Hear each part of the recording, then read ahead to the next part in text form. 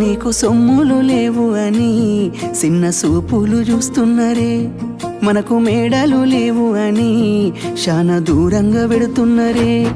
ఎప్పుడు కలేకనే ఉంటామా, ముందు కాలాన మారబోమా.